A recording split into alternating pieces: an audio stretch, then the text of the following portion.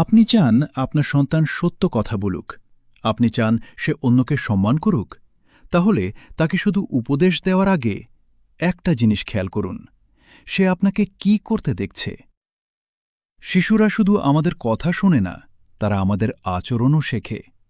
আপনি যদি সন্তানকে বলেন, বাবা মিথ্যা বলবে না, কিন্তু সে যদি দেখে আপনি ছোট কোনো বিষয়ে মিথ্যা বলছেন, তাহলে আপনার উপদেশের চেয়ে আপনার আচরণটাই তার কাছে বেশি শক্তিশালী শিক্ষা হয়ে যায়।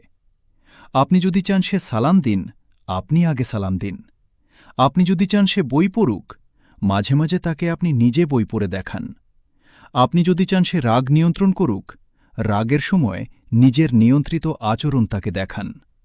কারণ সন্তানকে আমরা শুধু মুখে শিক্ষা দিই না, আমাদের প্রতিদিনের জীবনও তার জন্য একটি নীরব পাঠশালা। আল্লাহ তাআলা বলেন, লিমা তাকুলুনা মা লা তাফআলুন, তোমরা যা করো না তা কেন বলো। তাই সন্তানকে বদলানোর আগে নিজেদের আচরণটাও একবার দেখুন। আজ শুধু একটি বিষয় বেছে নিন, যে গুণটি আপনি সন্তানের মধ্যে দেখতে চান, আজ নিজে সেটি করার চেষ্টা করুন। হয়তো সন্তান কিছু বলবে না, কিন্তু সে দেখবে, আর একদিন সেই দেখাটাই তার আচরণে প্রকাশ পাবে।